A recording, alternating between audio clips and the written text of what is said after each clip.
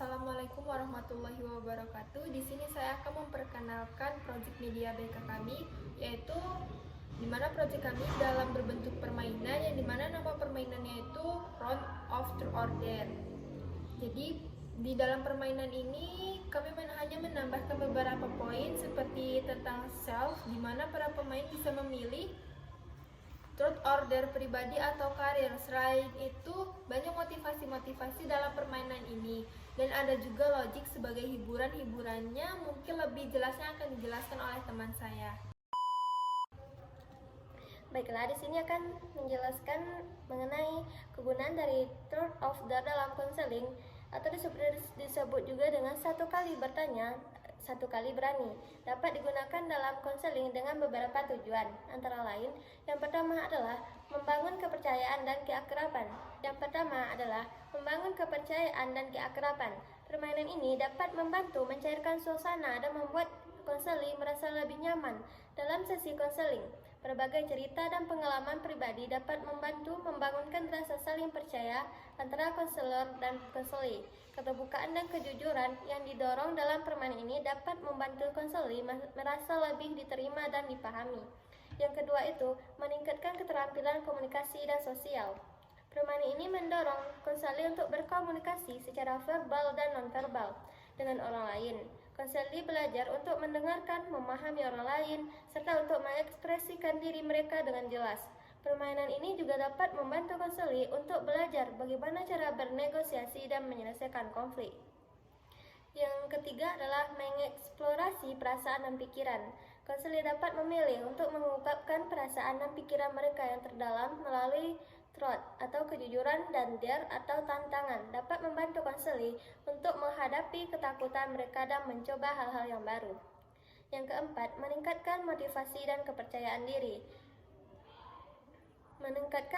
Memberi ke konseli rasa pencapaian dan meningkatkan kepercayaan diri mereka. Berbagi cerita dan pengalaman pribadi dapat membantu konseli untuk merasa terinspirasi dan termotivasi untuk membuat perubahan positif dalam hidup mereka. Yang kelima itu memperkuat hubungan. Permainan ini dapat dimainkan dalam kelompok sehingga dapat membantu konseli untuk membangun hubungan dengan orang lain. Permainan truth or dare harus selalu dimainkan dengan cara yang aman dan hormat. Konselor harus selalu memastikan bahwa semua konseli merasa nyaman dan tidak dipaksa untuk melakukan apapun yang tidak mereka lakukan.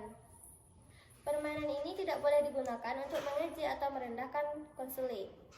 Konselor harus selalu siap untuk memberikan dukungan dan bimbingan kepada konseli jika mereka merasa kewalahan atau tidak nyaman. Tips untuk menggunakan truth or dare dalam konseling: pilihlah truth dan dare yang sesuai dengan usia dan tingkat kematangan konseli. Tetapkan aturan yang jelas sebelum memulai permainan.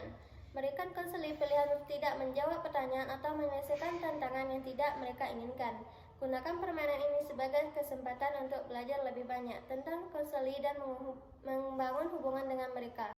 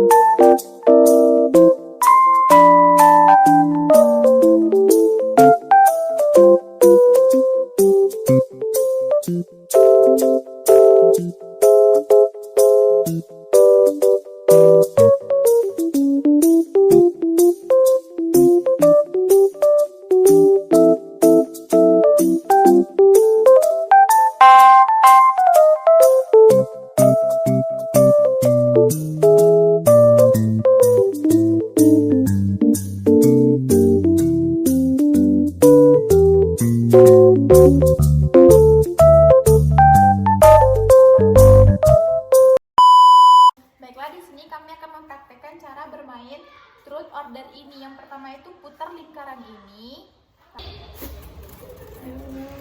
Baiklah, di sini rekan saya akan memilih gulungan kertas motivasi.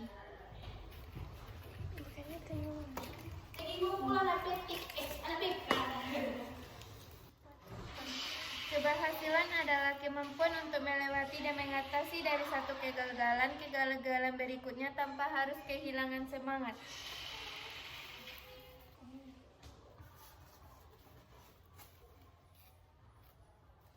Berani bermimpi besar dan berani untuk mengejar impian tersebut. Nah, di sini rekan saya itu harus selalu bersungguh-sungguh dan pantang menyerah dalam mengejar mimpinya, dalam mengejar cita-citanya agar apa yang ia cita-citakan tercapai. Seperti itu teman-teman. Sekian dari kami berdua.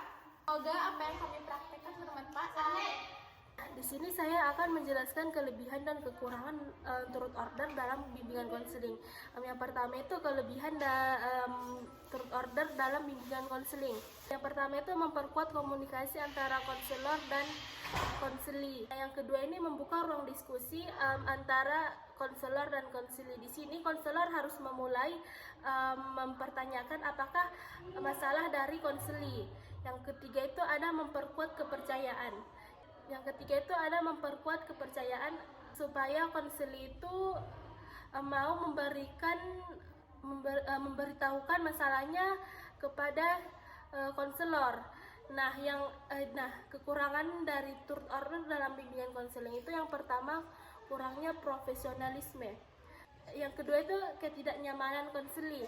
Di sini konseli itu kurang nyaman atau tidak siap untuk menjawab pertanyaan yang terlalu pribadi atau melakukan tantangan tertentu.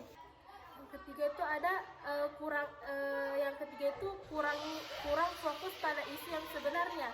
Sekian, wassalamualaikum warahmatullahi wabarakatuh.